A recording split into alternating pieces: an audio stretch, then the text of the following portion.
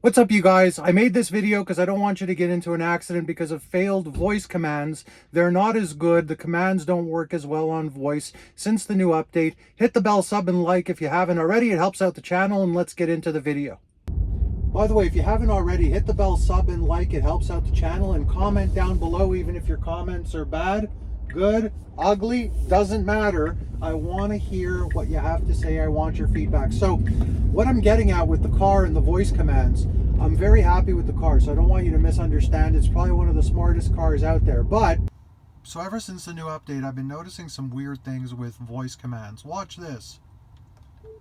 Turn on the heat.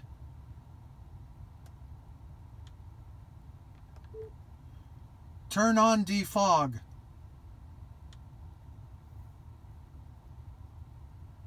Front fog lights not installed on this car.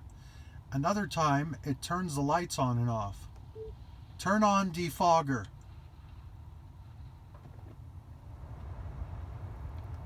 Turn off defogger. Turn on rear defogger. Headlights turned on. Turn off headlights.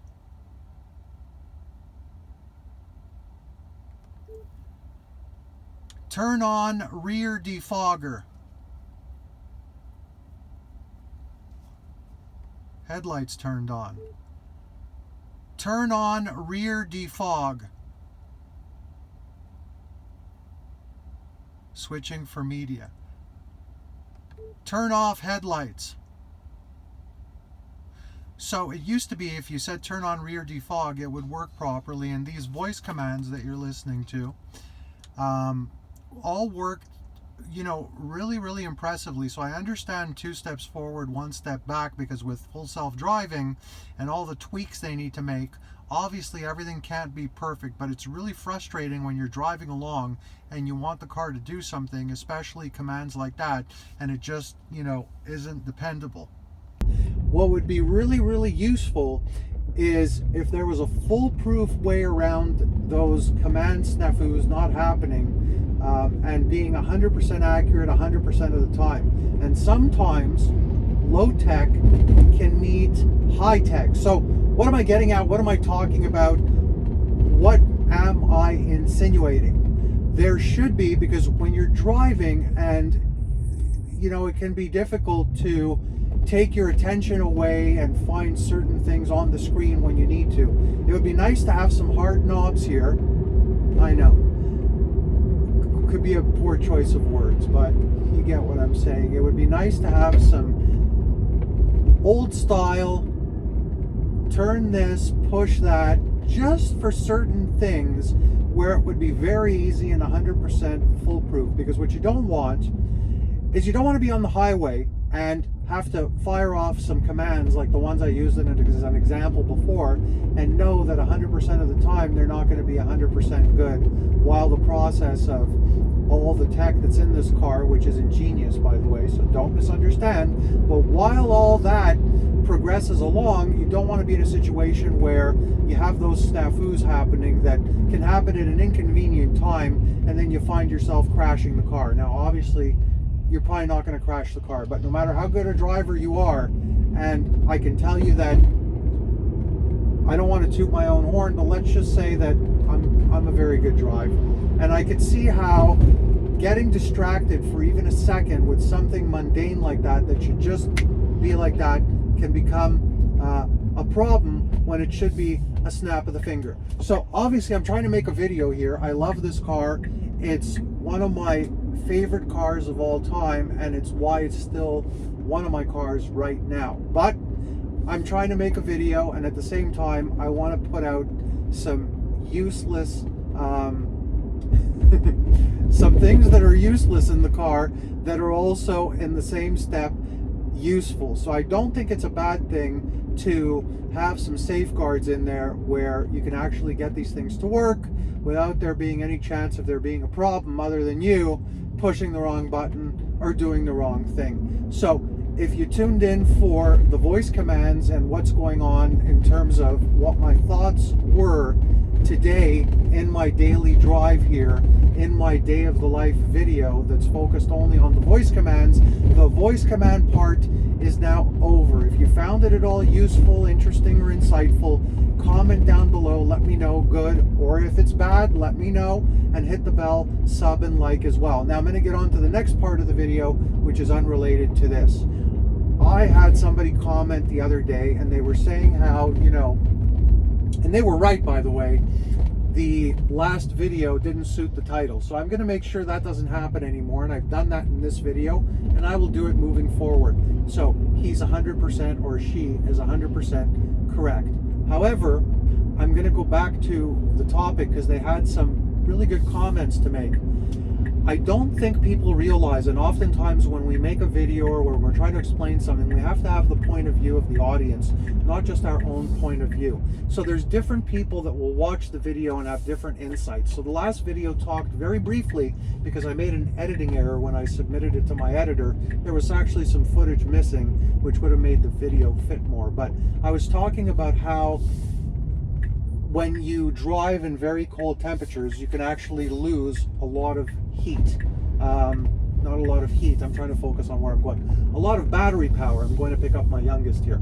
So a lot of battery power gets lost because of the simple fact that you need a lot of juice to heat up the car, and that's the HVAC. Now, somebody who, like this person, lady or gentleman, drives Uber, and they said, well, you know, I only lose 18% battery.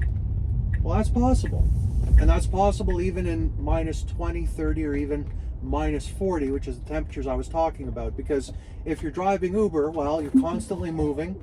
You're not having to park the car for, you know, a period of time and then heat it through your Tesla app so that you actually get the car to, well, heat up. Because if you know anything about this vehicle, in very, very cold temperatures, even the you know, when you push on the door to open the door, that in itself can freeze up, even if it wasn't the kind of day where it was, you know, freezing rain or tough snow. Any type of liquid can make it freeze up, and even without the liquid, you can have that issue. So if you're in a situation where it's a cold day and it's snowing, you better believe that if you don't preheat that car for 20 to 30 minutes, you may be getting in, because you have that, you know, button you can push in the app that pops the driver door open for you, but your passengers aren't getting in. And if they are, you're going to have to do all kinds of moves here and open the car from the inside.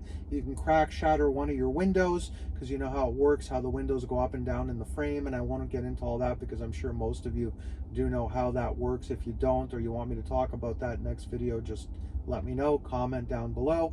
So what I'm trying to say is, depending on how you use your car, you may not notice a 40 or 50% drop. So I'm going to just take my use case. So if you have to be out and about in the winter and it's very, very cold, temperatures like I said before, and you need to stop, get out of the car, reheat the car because it's been sitting for an hour and it's very cold outside, or you like your cabin to be, you know, a nice temperature. You want the windows to be perfectly clear like they are now. You don't want to just have your heated seat on and then just have your HVAC going at, you know, 1 or 2 level force heat set to maybe 20 like it is now. You don't want to have it set high to 27 or 28 degrees, which is what I like to do when it's very cold. So in my use case, yes, if I want the cabin super hot, if I want the windows clear, and all the other things I listed, then I am going to lose 50% of my battery in traveling around when it's